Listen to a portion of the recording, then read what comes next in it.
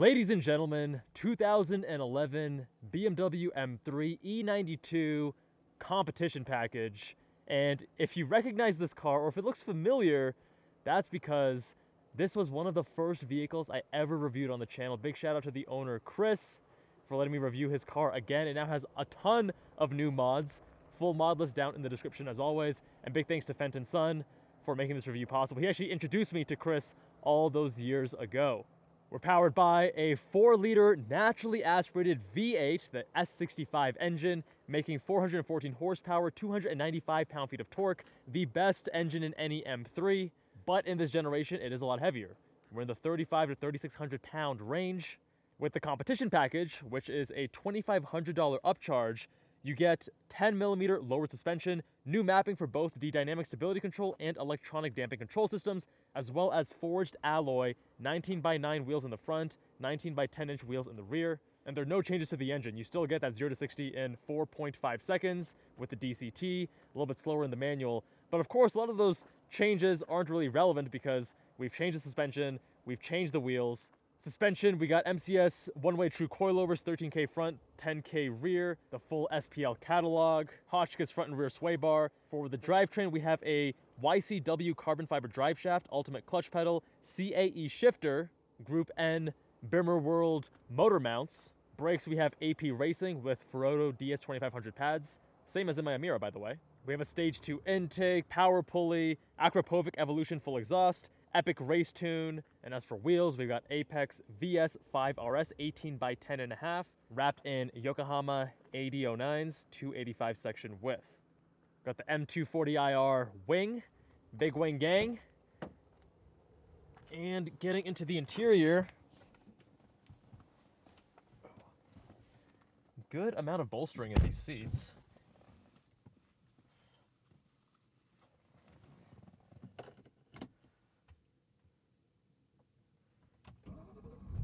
Ooh, when she comes to life.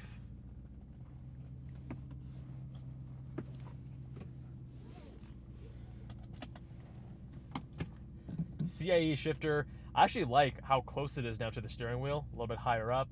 Had to add some of this and do some cutting, but it works out. There is a bit of rattle because we got a loose component there, so bear with me. We're gonna turn DSC off. M mode on with MDM.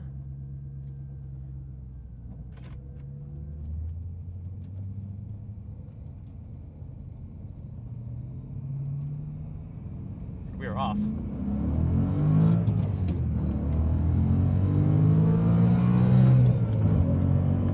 Wow. That diff is so loud every time you get on the power with that whine. Quite noisy, and the shifter is so tight, so mechanical.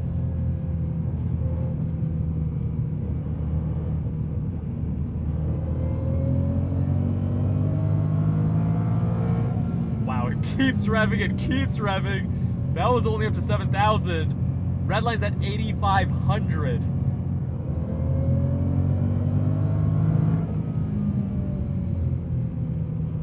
Now, AP Racing brakes paired with Ferodo DS2500 pads, of which I have driven many cars, including my Amira, Fenton's NSX.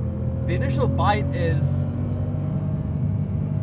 not quite as bitey. There's a little bit of a gradual buildup to the brake pressure, which isn't necessarily a bad thing. It just kind of depends on the kind of feel that you're going for. It's very easy to modulate once you get in the pedal, but that initial bite is perhaps less than you would ideally want.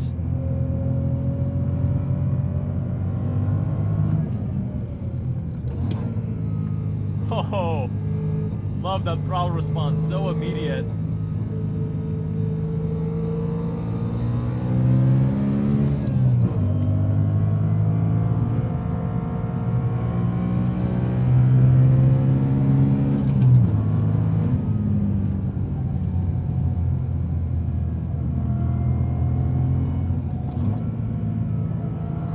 Now, even though we have a hydraulic rack, I'm not getting the level of feedback that I want through this wheel. even with all these suspension mods, the MCS one-way is actually quite good. Only one-way adjustable, but really dialed in. I mean, MCS are top shelf stuff. Over certain bumps, maybe a little bit excess motion, but for the most part, quite buttoned down. Big improvement over stock.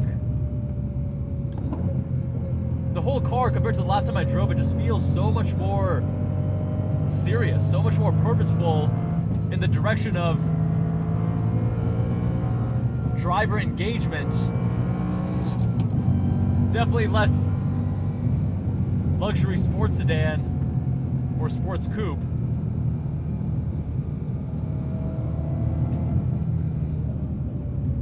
And much more in the direction of let's make a confidence-inspiring canyon carving machine.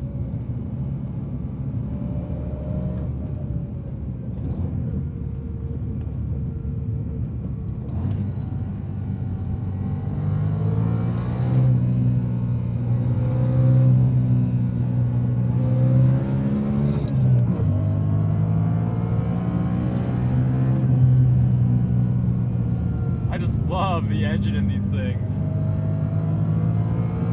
And with that diff and the exhaust and all the mods, this thing just feels so race car. You have to be very careful when you get on and off the throttle, because that engine braking is very sharp and immediate, higher amplitude kind of stuff. So to be smooth, you got to be very precise with even low levels of throttle input.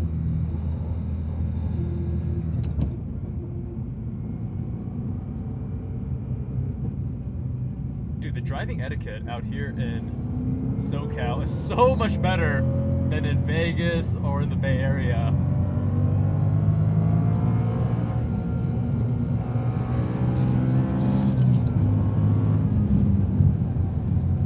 Yeah, once you get in the brakes, they feel great. Just that initial bite, it's actually not even problematic. It's just, if you want a car to be completely congruent and you make everything else more hardcore, you get the engine mounts, you do the hardcore shifter, you do stiffer suspension, especially from MCS, which are really well dialed in. They're still compliant, right? Then you may want a more immediate brake bite as well.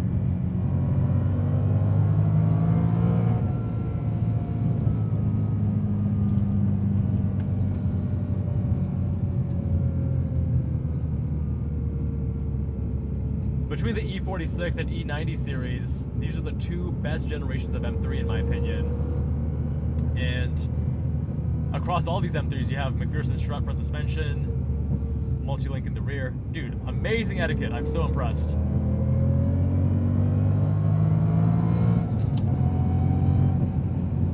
lot of our BMW friends going the opposite direction.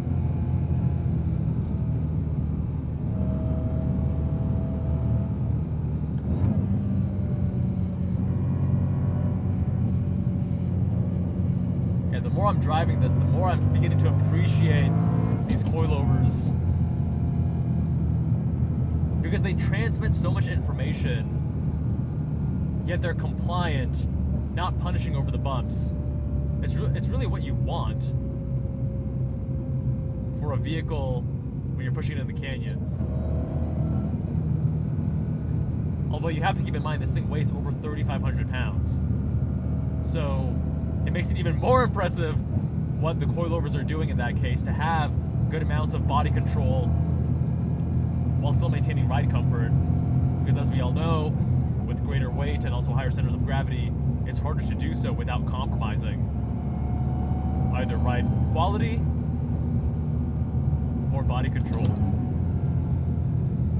Such immediate throttle response. Exactly what you want. Now, a lot of these corners are higher speed sweepers, so it's harder for me to tell you how the car handles when you start pushing it. We don't have those nice low speed hairpins where you can get the tail out a little bit. But from where I'm sitting right now, Very planted, very confidence-inspiring, very communicative.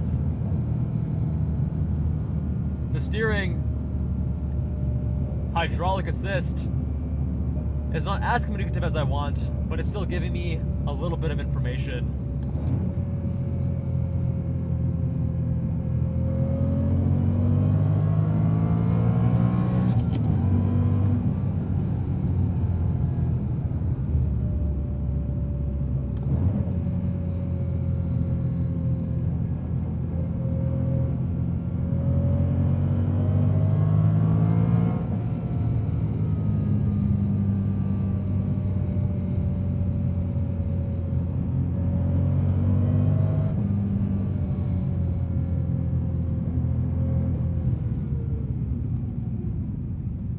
Have it, my friends.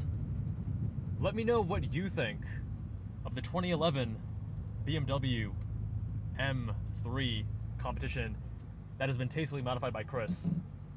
If you want your car reviewed, visit us on JabalAndCars.com, fill out the form on the homepage, and we'll be in touch.